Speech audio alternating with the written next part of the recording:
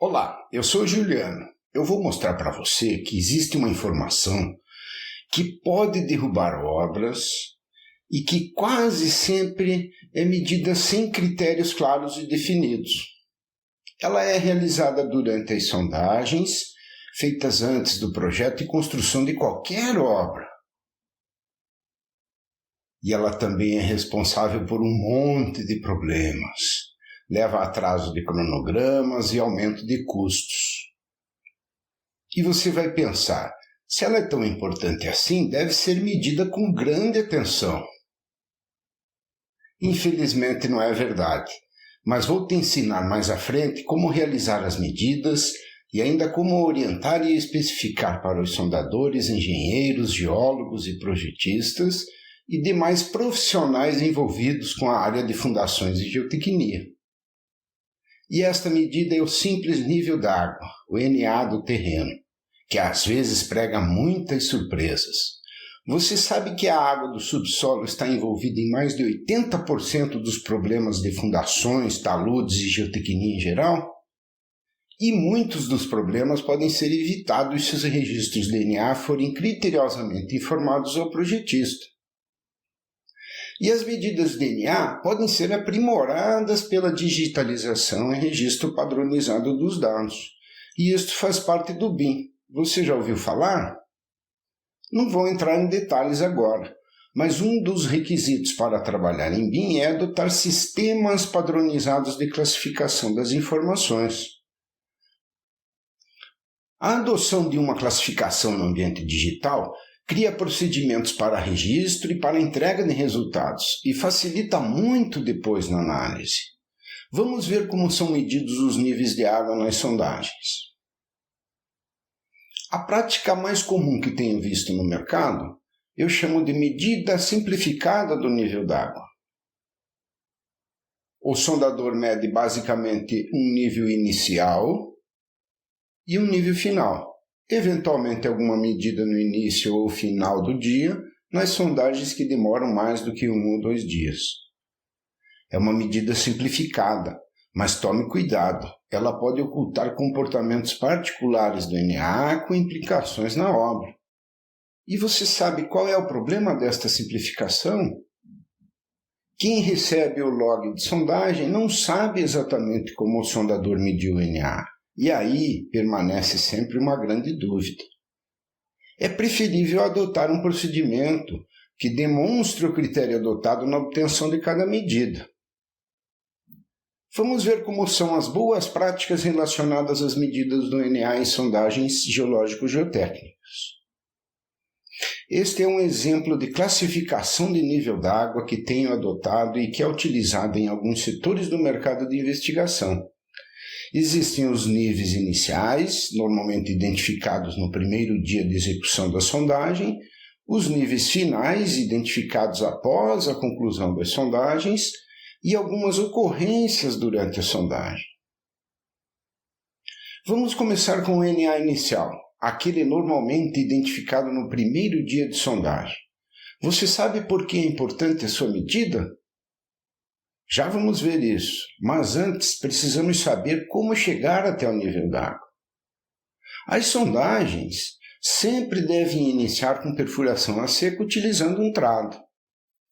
Ao encontrar a primeira evidência de água, normalmente aquela umidade do solo, o sondador deve paralisar a sondagem, observar e registrar a variação do nível em intervalos de 5, 10, 15 e 30 minutos. E continuar as medidas até que o nível esteja estabilizado, ou seja, pelo menos 2 medidas iguais. Depois que você encontrou esta umidade, podem acontecer 2 situações. Na primeira, o NA sobe e estabiliza após um certo tempo, normalmente algumas dezenas de minutos. Isto é muito importante nesta medida. Esta subida de NA é indicativa de níveis de água com pressão, chamado no meio técnico de nível empoleirado. Pode ser um problema para escavações e fundações, especialmente se não identificado antes da obra e informado ao projetista. O registro deste tipo de comportamento segue as tabelas mostradas no slide E a representação do Na no log pode ser mostrando a variação até a estabilização. A segunda situação é quando o nível de água inicial, aquela umidade do solo, não varia ao longo do tempo. Mesmo assim, a observação deve ser feita por 30 minutos e registrada. Esta medida caracteriza o Na inicial sem pressão. Este nível também é chamado de nível freático. E eu comentei que eram duas situações, mas na verdade existe uma terceira, ainda relacionada com a perfuração a seco contrado. É quando o sondador encerra o primeiro dia de trabalho com o furo seco, e ao retornar no dia seguinte, ele observa e registra o nível d'água na sondagem. Este comportamento indica solos de permeabilidade baixa, o que pode favorecer alguns tipos de soluções de projeto em fundações e contenções. Vamos agora ver algumas situações relacionadas ao Na que podem ocorrer durante a execução das sondagens.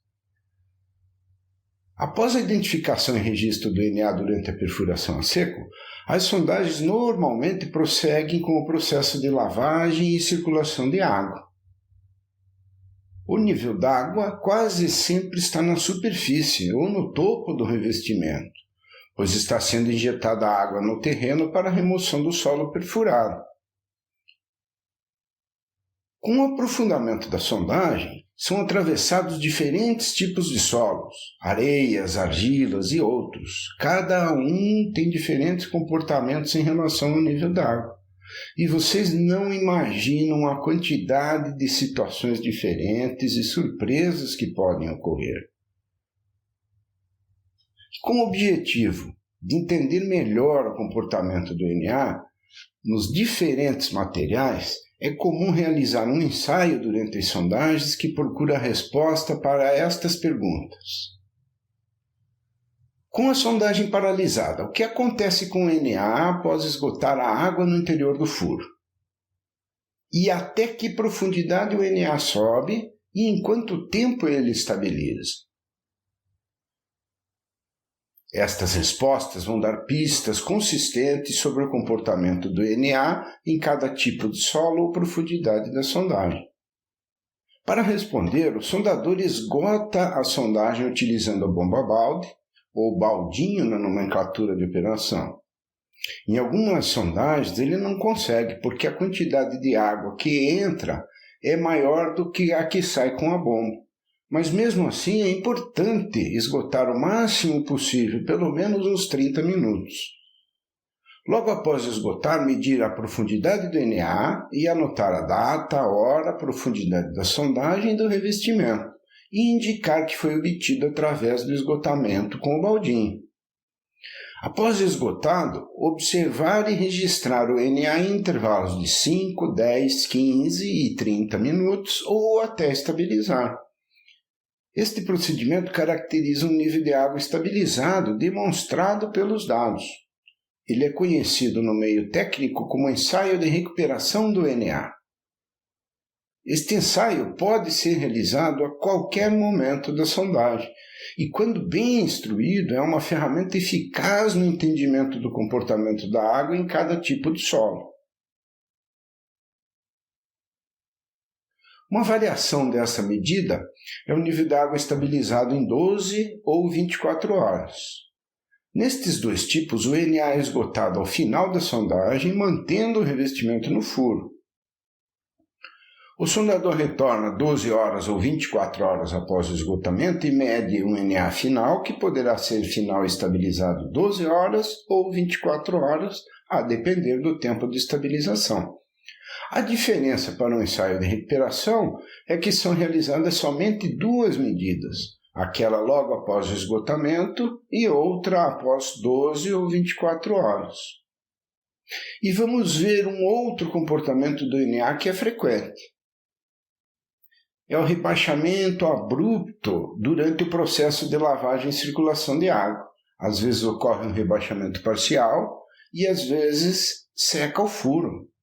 Ele é chamado de perda de água parcial ou total. Quando o sondador detecta este comportamento, ele deve paralisar a sondagem, desligar a bomba, medir e registrar o NA dentro do furo. Se ele perceber que a variação continua, deve efetuar leituras até a estabilização. E quando esse comportamento é inverso, o nível de água sobe abruptamente, tem-se o artesianismo. Espero que você tenha aprendido um pouco mais sobre o nível de água em sondagens. Ficou com dúvidas? Quer receber um PDF com os modelos DNA que nós mostramos nos slides? Deixe seu e-mail, cadastre-se. Terei imenso prazer em ajudar. E muito sucesso na sua jornada digital.